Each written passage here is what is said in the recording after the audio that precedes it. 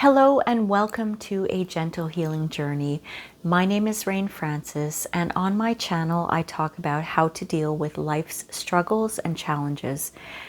I'm working my way through my psychology diploma and my life coaching certification, and as I gain knowledge and I apply this knowledge to my own life, I'm so happy to share it here on YouTube with this community.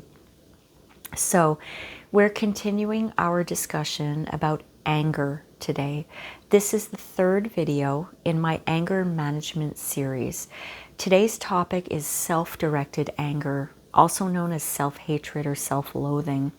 I'm going to talk about what self-hatred is, how it develops, the impact that it has on a person, and how we can help ourselves. So let me ask you this. Do any of these thoughts ever cross your mind? I know I'm a loser and I don't deserve you. Nothing ever goes right for me, but then why should it? I'm not even going to try because you know what? I'm going to mess it up anyway. I really hate myself. Nobody cares about my talent. I fail at everything. Those are all examples of things that my late husband has said to me. He admitted to me that he hated himself, that a lot of the things that he did made him angry at himself, and that he was just hardwired that way and there was no helping him. I never agreed with that. I always believe that there is something that we can do to help ourselves. It's just that the answers or the solutions to the problems are often hidden from us. And sometimes when we see that there is a solution, the amount of work involved seems insurmountable and we don't have the energy to even start the process. So what exactly is self-hatred? If you live with self-hatred, you know what it's like to live with an inner bully, a bully who constantly criticizes and judges and can make you feel worthless, ugly, mean, or even strange. This inner bully can also make you believe that people around you are seeing you the same way. Although none of it's true, it can lead to difficulty in accepting yourself for who you are. It's that cruel inner critic that makes us feel horrible for any mistake we make. It berates us relentlessly with self-doubt and harsh criticism for any unmet expectation that we've placed on ourselves. If you think about somebody who is angry at somebody else, they often have an outburst of rage. Self-hatred is directed inward. It causes emotional turmoil and it basically kills any lingering crumbs of self-confidence and self-esteem that a person has. People with self-directed anger, they tend to absorb negative messages all around them. And eventually they internalize them as their own voice. That negative self-talk becomes a normal part of their personality. It's a relentless critic that finds fault in everything that the person does, says, or thinks. When you experience a lot of self-criticism, this can lead to depression, anxiety, failed outcomes to anything you try. Self-criticism has two parts. The I hate myself part, and that's driven by self-contempt, and the I'm not good enough part, and that's driven by feelings of worthlessness. This mixture of hating yourself and believing that you're inadequate, it leads to psychological distress. It's almost a form of self-punishment. And over time, this pattern becomes self-reinforcing. The anger doesn't improve your life. It often makes you more insecure, more prone to overthinking, and more likely to avoid challenges where you might fail. You interpret these catastrophic outcomes as evidence that you need to be even harder on yourself. I remember back in 2015, my late husband and I were talking about old musicians. I was saying that I had to giggle because I saw this old singer who was at that time in his 70s. He was prancing around the stage in tight pants, trying to attract all of the young girls. I said he kind of looked ridiculous. Now, my late husband was a musician, and he absorbed this negative message that I had about that older musician as though I was somehow trying to send him some kind of message. He became very offended, and he said, well, I guess that's how you're going to see me when I'm older. My husband's style of music was ambient, and this singer that I was talking about, he was an old rock star, like completely different styles. So I said, no, absolutely not. I was just making a comment about that singer that I saw on TV. And my late husband went on to say that he would never be good enough to be a musician on TV anyway, and he would probably stop creating music after the age of 40 because he didn't want to look like an old, ridiculous musician. I tried to explain to him that that would never happen because that wasn't the type of person he was. But there was no explaining it.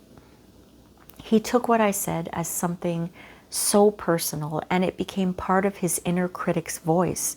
I felt really bad about it because I thought, did I do something wrong? Did I say something wrong? But in hindsight, I realized that my late husband had terrible self-hatred, so I became very curious because I wanted to figure out where all this came from. And in order to try to understand why a person is so angry at themselves, we have to figure out where this negative inner critic comes from. A baby isn't born feeling hatred towards themselves. And it certainly isn't likely that you developed that voice in your head all by yourself. The negative inner critic is born from past negative life experiences. And I'm going to give you some examples of these experiences that could have created this harsh inner critic inside of you. Number one is childhood experiences. Growing up in a family where parents or siblings were critical of you or always seemed to be stressed out or angry could have led you to feel as though you needed to tippy-toe around them. And this could have taught you further to be quiet and fade away into the background so you won't be noticed. Childhood experiences like abuse, neglect, control, and constant criticism can also lead to this negative inner critic developing. Number two, bad relationships. Though it's true that we learn a lot of our behaviors during our formative years as children, not all critical inner voices develop during childhood. You could have been in a relationship with someone who treated you terribly with all of the behaviors that I mentioned in point number one. A bad relationship could be a romantic relationship, a friendship, or a work relationship. Maybe the person you were with had a tendency to make you feel small or put you down all of the time. This can really cause you to feel bad about yourself, and it can create that negative inner critic that's really hard to let go of. Number three, bullying. Unfortunately, a lot of us have experienced bullying when we were children at school, but we could also have experienced bullying as adults at a work situation, in a relationship that we had, and even now in the internet age, we experience cyberbullying. Bullying behavior creates lasting memories that impact our self-esteem and the way we look at ourselves. A memory that you have of being bullied as a child at school, well, it might not seem like a big deal to you as an adult, but it could have had a long-lasting effect on your self-worth. And sometimes you may find yourself hearing that evil inner voice that repeats some of the words that your real life bullies have said to you in your past. Number four, traumatic events. Traumatic life events such as being physically attacked, witnessing an act of violence, being in some kind of accident, or losing a loved one. All of these traumatic events might lead you to the question, why me? That question, why me, can lead to feelings of shame, fear, regret, and all of these can lead to self-hatred. Worse, if you did something that caused pain to someone, or even death to someone, the feelings of shame and regret are amplified, leaving you very open to self-criticism and self-directed anger. Number 5, social comparisons. In our world today, we are so exposed to so much social media where we see the perfect version of someone's life. This can lead us to compare ourselves with what we're seeing on the internet, which is an idealized version, not necessarily a real version of how a person lives, how a person looks, their relationships, their jobs, their home. Constantly comparing yourself with others, especially with idealized versions of others, can lead to feelings of inadequacy, jealousy, body image issues, low self-esteem, you name it. And this can cause a person to lash out at themselves for not being that ideal person that they're seeing on social media. Number 6 is perfectionism, and I think a lot of people misuse the word perfectionism. I know I have. I've said often that I'm a perfectionist, but I'm not a true perfectionist. If you have an unquenchable desire to make everything perfect, it can often be unattainable, and this sets you up for failure, disappointment, self-criticism, stress, and pressure. People who are true perfectionists fear failure and rejection, and they avoid doing things. They avoid challenging themselves, and they procrastinate. Avoidance and procrastination, that leads to more feelings of failure. It's a never-ending cycle, and it sounds very exhausting, doesn't it? This cycle erodes your self-esteem and contributes to self-hatred. You set yourself up for the impossible. Number 7 is professional or educational failures. When you experience one of these failures, whether it's not getting a promotion or maybe not completing your degree, it's a huge setback in your life. It can feel like you're not good enough. A lot of people equate success with self-worth. So if you fail at your job or fail at your education, this can lead to feeling inadequate. There is so much pressure on students and people in certain work situations to excel, to succeed, to get the highest grades, to make more money, to drum up more business. The fear of failure can be overwhelming, and if the goals that you set for yourself have not been met, this can lead to a negative cycle of self-criticism and self-anger, very much along the lines of perfectionism, actually. Now, number 8 is absence of achievements. This is also along the lines of perfectionism and professional educational failure. If you have a very strict definition of what success means to you, like maybe having the best car, or the biggest house, or the highest paying job, or the most beautiful partner, you're overshadowing other meaningful parts of life because they don't fit into your mold. Nothing is as important as your definition of success.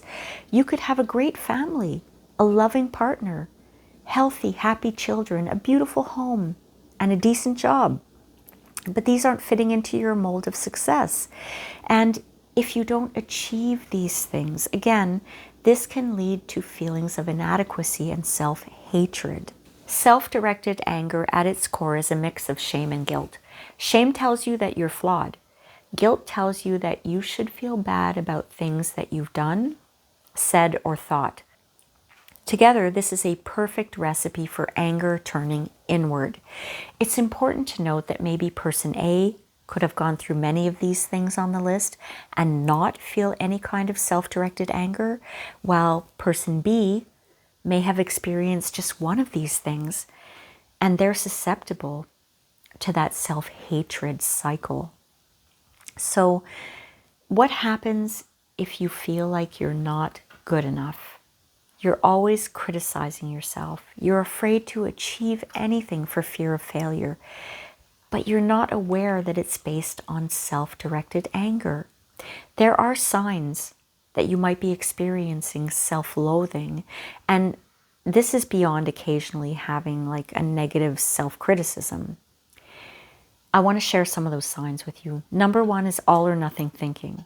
There's no gray area when it comes to your life or yourself. It's black and white, good or bad, right or wrong. If you make a mistake, then it's a catastrophe. Number 2 is focusing on the negative. Even if everything is going well in your life, you will find a way, you will find something wrong with it. Number 3 is feelings are facts. If one day something goes wrong in your life and you feel like a failure, you assume that the way you feel is actually a fact. And this fact is reality to you. You made a mistake today. So the fact is, you're a bad person. Number 4 is low self-esteem. You have very little confidence and you feel as though you don't measure up when you compare yourself to other people.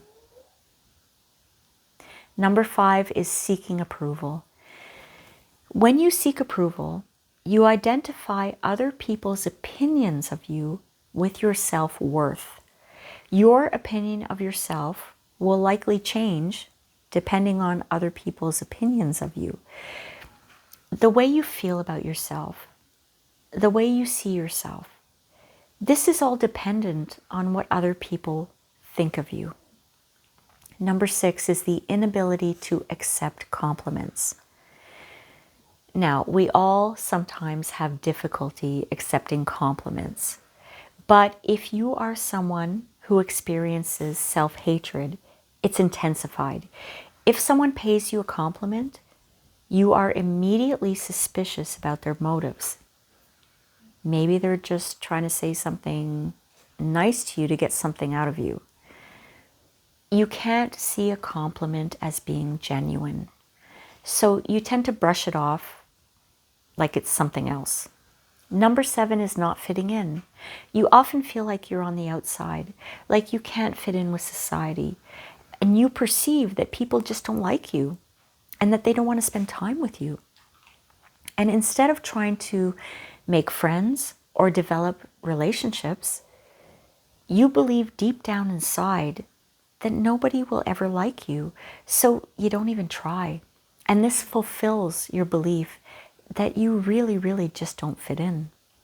Number 8 is taking criticism personally.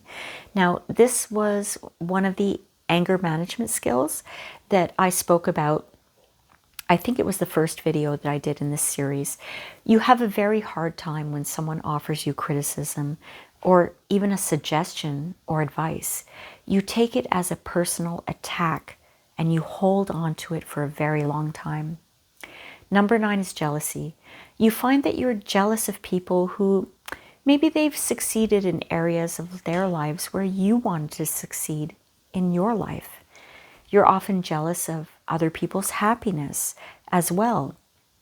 So you might tend to cut people down to kind of make yourself feel better. Number 10 is fear of genuine connections.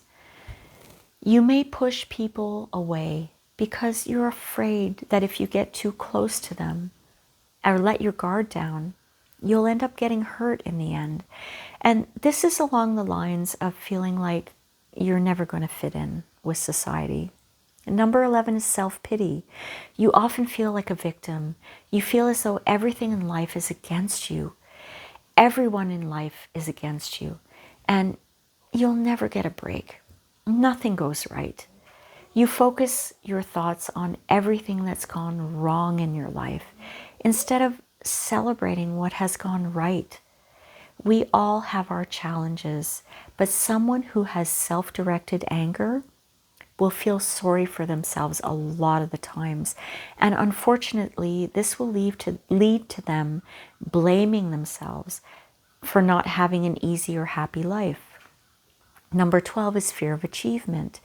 You may have some big dreams. You may have some big goals, but your fear of failure and your self-loathing will stop you from trying to achieve these things. And this, in turn, will create anger towards yourself that you didn't try. It'll create regret, which continues the cycle of self-anger. Number 13 is chronic regret. If you made a mistake in your past, if you were procrastinating and you missed out on something that you really wanted to do, or if your bad behavior caused your partner to end your relationship, you may have a really hard time forgiving yourself for these things. So you hold on to the regret and you replay it over and over in your mind. I'd like to just mention at this point, not everyone who has self-directed anger will have the same experiences. There's no linear path to self-hatred, but if you're feeling as though you may be experiencing this, thinking about all of these points that I mentioned and trying to figure out what could have brought you to the point of self-anger, it might be difficult to do, but it's so important if you're committed to helping yourself. The consequence of self-directed anger, put plainly, is a miserable life. The negative inner critic that can ruin your relationships, can get you fired from your job, can make you sick with anxiety and depression. I've even read that people with self-directed anger have a tendency to self-harm and take their lives. And if you follow my channel, you know that my late husband died by suicide a year ago. He suffered from self-loathing. He told me that he hated himself. And as I go through all of these points with you today, I can genuinely say that he met a lot of these conditions, and knowing him as I do, after researching the causes of self-loathing, it's very sad to me that he felt this way about himself because he had so much potential. And I can see that in his case, the childhood experiences, the bullying, the traumatic events and bad relationships, all of these could very well have caused him to direct anger at himself. In that list of 13 points that I just shared, the signs that you may have directed anger at yourself, I felt some of them myself, and I'm okay admitting that. But I think the point is that I didn't dwell on them. These were not chronic parts of my personality. Going through this series on anger management has really brought a lot of compassion to me towards my late husband and the type of life that he lived for those 37 years, those short years. Okay, so why don't we discuss how we can help ourselves to move past self-hatred? Sometimes it's so ingrained in us that professional help is needed to help us get through it. So, like, to give us measurable advice on how to conquer what we've been used to for so many years of our lives. So I wanted to mention therapy as an option first, but I'm also going to offer you some things that you can do on your own, some self-help for yourself. Number one is keep a diary. At the end of each day, think about what happened during the day. Try to reflect on what situations or conversations triggered certain emotions of anger within yourself. And be diligent. At the end of every week, look for patterns. This might help you to figure out how certain situations or conversations can trigger your self-loathing. Understanding is always the first step to healing. Number two, stand up to your inner bully. When you become aware that your inner bully is running you down, challenge it. Stand up for yourself and say, no, that's not true about me. For example, if your inner bully is telling you that you're ugly, stand tall and say, no, I am beautiful. Continue to practice to stand up to your inner bully. I have to say that there was a period in my life where my inner bully was really tearing me down about something. And I decided to stand up to that inner bully every time I caught myself thinking that thought that harmed my self-esteem. And at first it was hard because it felt fake. But the more I did it, the more I practiced it, the more it became a habit, and it helped me to rebuild my confidence. Number three, seek out positivity. The saying, misery loves company, is very accurate. Instead of spending time with people who bring you down or talk badly about themselves, or maybe talk badly about you, maybe try to hang out with people who have a positive outlook on life. Hang out with people who are inspirational, who light up a room, who make you feel good. Number 4, mindfulness. Being mindful is a skill. A great way to be in the moment is to practice meditation. When you slow down and detach yourself from your inner bully, it encourages you to shut off that negative voice in your head. And as anything else, it takes practice. The more you practice, the easier it will be for you to quiet your mind when you start to think negatively about yourself. I meditate every morning for 5 minutes. It doesn't have to be very long. You don't have to spend an hour meditating every day. Just carve out a little bit of time. Sit somewhere quiet. Put on some Zen music or calming nature sounds. Close your eyes. Clear your mind. If you can't clear your mind, focus on a word and say that word over and over in your mind during your meditation. This trains your mind to not be distracted by negative self-talk. Number 5, boundaries. This one is so important.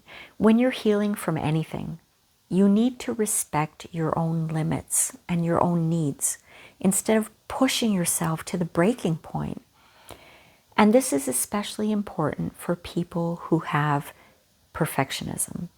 We have to learn how to say no to unrealistic demands that people put on us and that we put on ourselves. I had the hardest time setting boundaries with myself because I was a chronic people pleaser for so many years, decades. I'm a recovering people pleaser now, and I have set some very clear boundaries, some very strict boundaries for myself when it comes to putting my own needs first. It felt selfish at first, but the more I practice, and I will always say this, practice, practice, practice. The more I practiced, the more I craved it, and the healthier that I felt overall. Now, these 2 last points that I'm going to share, self-compassion and accountability, I believe are the most important if you want to recover from chronic self-directed anger. So let's continue on the list. Number 6 is self-compassion. Instead of feeling hatred towards yourself, try to practice self-compassion. What's compassion? It's feeling sympathy and concern for another person's misfortunes. So self-compassion would be to feel sympathy and concern for your own misfortunes. And a big part of self-compassion is forgiveness. If you've made a mistake that causes you to feel regret, causes you to feel shame, guilt, self-hatred, forgiving yourself for making a mistake, it's the first step towards feeling the desire to alleviate yourself from that mistake. If you can give yourself a break, you're one step ahead towards self-compassion. Maybe you could try seeing a situation in a different light. If instead of running yourself down for a mistake that you made during the day, maybe you can see the good things that you did, the good things that you accomplished during that day. You could also ask yourself, was what I did really the end of the world? This might help you to see the reality of the situation. Maybe it was just a little bump in the road, not a catastrophe that results in complete destruction of your life. Ask yourself, what can you learn from it? A lot of devastating moments can result in great periods of growth and learning. And when we're able to see things for what they are and not blame ourselves for every little thing that went wrong, we can grow from the experience and live a much healthier and happier life. Another way that you can practice self-compassion is if you catch yourself listening to your inner bully, ask yourself, would I say that to my best friend or my partner or my pet? If your inner bully is telling you you're always going to fail at everything you do, turn around to your pet and say it to your pet. I bet you won't.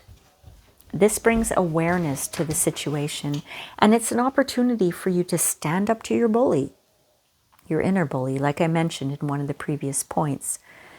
So make it a practice to encourage yourself, to forgive yourself, to adjust your perspective from what did I do wrong to what did I do right.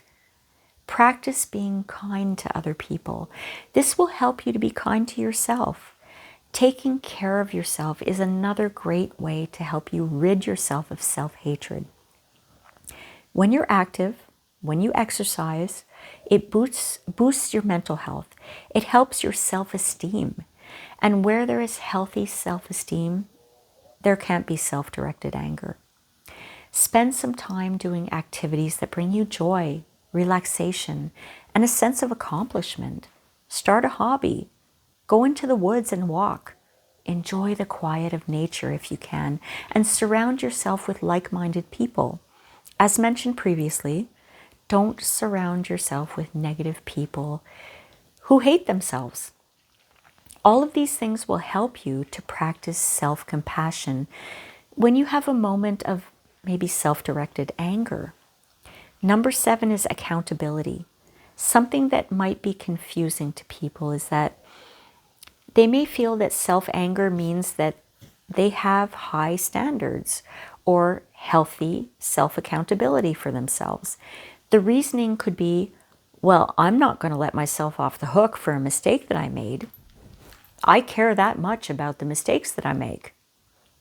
Yes, we need to keep ourselves accountable for the mistakes that we make, but there is a fine line between accountability and attacking ourselves for the mistakes that we've made. When we're accountable for the things that we've done, said, or thought, we go through a process of assessing the situation honestly, without punishing ourselves, without flying off the handle, without what they call character assassination on ourselves. When you are truly accountable for yourself, you focus on understanding what you did and how you could maybe do it differently. You don't focus on what a terrible person you are.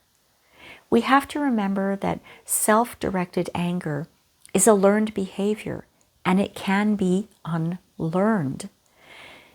When something you do, or a situation you're in, or even a conversation you're having, doesn't really go as you planned, it's important to shift from self-attack to accountability. And you can try doing this kind of as an observation. Think of it as data that you're processing. For, like, here's an example. Maybe you made a date with someone and you weren't paying attention to the time and you showed up late.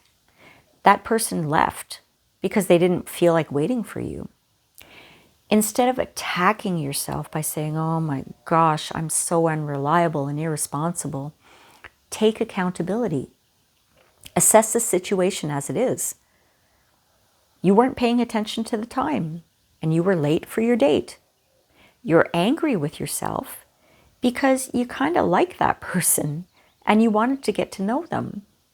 But because you weren't paying attention to the time, you missed an opportunity. That's an honest assessment of what happened. Instead of personalizing it by beating yourself up for missing a date that you really wanted to enjoy, you've assessed the situation almost kind of in an observational way. And now you can ask yourself, what can I learn from this? Well, you can learn to pay more attention to the time. You can take these dates more seriously. You can stop assuming that maybe other people are going to wait on you if you're late. And if you're lucky, you can call that person and apologize, and maybe they'll forgive you so that you can plan another date. This will give you a chance to apply your knowledge so that you have an enjoyable date with the person the next time that you meet with them. A lot of these points that I've been making today with regards to self-anger resonate so much with the anger management skills that I talked about in the last 2 videos. When you think of someone who has self-hatred, they display the behavior of a person who has little control over their anger, but instead of directing that anger out at other people, they're directing it at themselves. When it gets to a point where it's part of your personality, you may be completely unaware of what you're doing. It becomes normal for you. That's the hard part, recognizing that this is a problem for you. But if you're committed genuinely to destroying your inner self-critic, your chronic inner bully, and rebuilding your self-esteem and your confidence, you need to believe in yourself. Believe that you can get better. If we have a mindset that we're just hardwired, like my late husband did, there will always be a resistance to the healing process.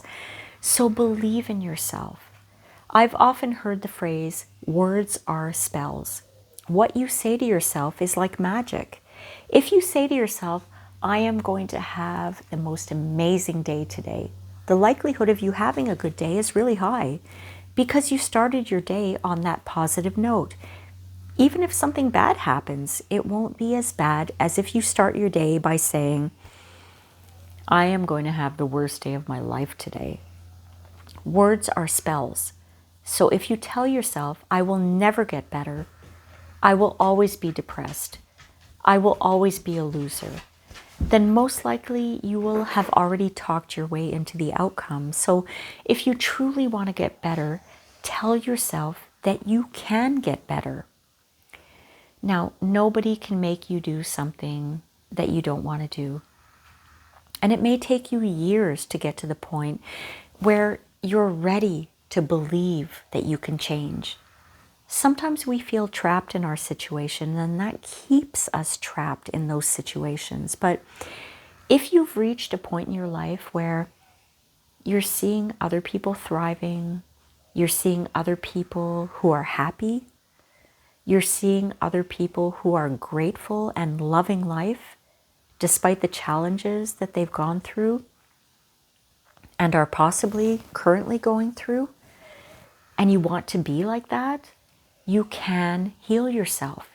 You just have to believe in yourself, and you have to commit to doing the work. And by doing the work, I mean educating yourself and following through on what you need to do to make those changes.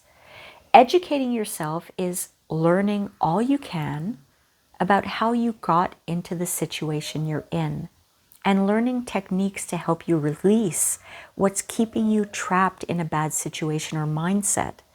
Once you're educated on this, once you understand where all of this came from and how you came to be in this situation or in this mindset, then you need to apply your knowledge and you need to practice what you've learned.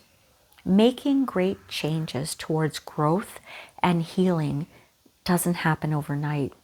It can be a lifelong journey, but being committed to that journey is the first step. Believing that you can make changes for the better is the first step. I believe that you can change. I believe that you can heal. In closing, if you'd like to send me a message or ask me to discuss a topic, please feel free to leave comments on the videos or go check out my channel description. Over there, you'll find my email address, and I'd be happy to receive your note. So, my friends, I hope that by sharing this with you, you were able to take something thoughtful from it. Thank you so much for watching. Please be well, and I'll see you next time. Bye.